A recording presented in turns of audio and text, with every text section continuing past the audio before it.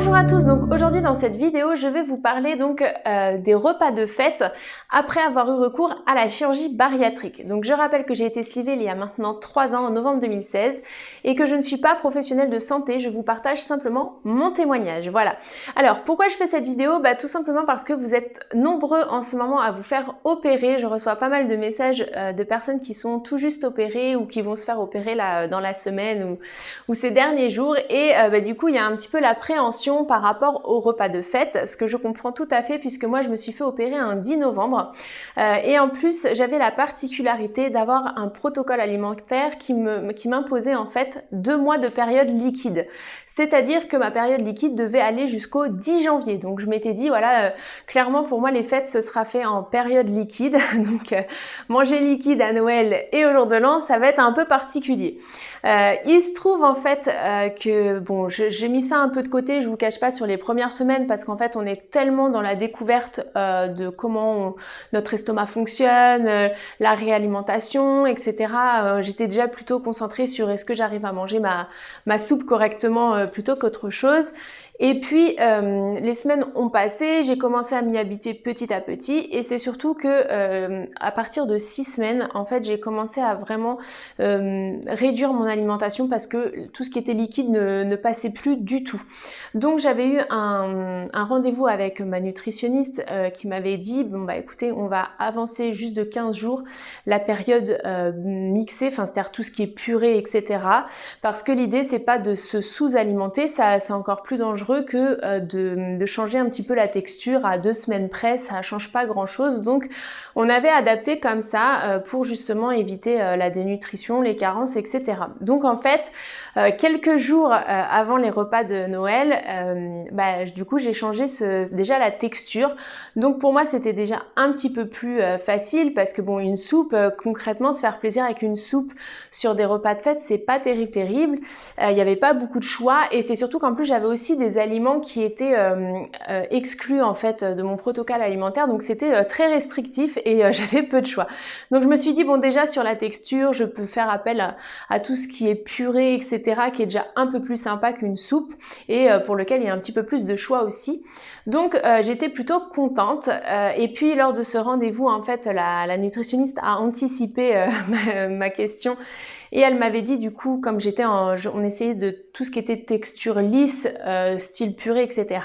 Elle m'avait dit, eh bien écoutez, vous pouvez essayer de manger un petit morceau de pâté, de choses comme ça, essayer d'éviter les trucs trop gras, mais peut-être quelque chose de lisse comme ça, alors en toute petite quantité bien sûr, mais si vous voulez faire ce genre de choses, vous pouvez.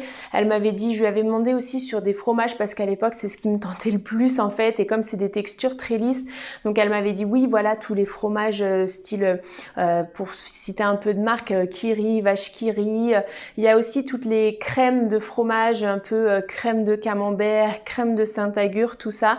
Je lui avais posé la question parce que du coup voilà, j'essayais que ce soit le plus lisse possible mais que ça varie un petit peu au niveau des goûts. Donc elle m'avait dit oui, vous pouvez aller là-dessus. Donc du coup j'étais super contente parce que je me disais waouh, ça va être cool. Contrairement à ma soupe qui était un petit peu répétitive sur les dernières semaines, j'avais l'impression qu'on me laissait un choix énorme. Et puis elle m'avait dit aussi pour le dessert, vous pourrez prendre un petit peu de sorbet glacé, voilà, pour vous faire plaisir. Voilà, c'est des petites choses que vous pouvez introduire. Donc j'étais vraiment très contente. Alors à la fois ça peut paraître finalement peu et surtout peu varié et pas forcément ce qu'on va manger au moment de Noël ou des fêtes. Mais je vous assure que quand vous sortez de 6 semaines de période liquide, c'est le festin quoi. Donc j'étais super contente. C'est pour vous dire aussi que finalement quand est arrivé le jour J, je me suis fait plaisir. Je crois que j'avais pris un petit peu de sorbet effectivement. J'avais pris du fromage, enfin une crème de fromage un peu liquide. Je crois que j'avais pris aussi un petit peu de purée et ça m'a suffi.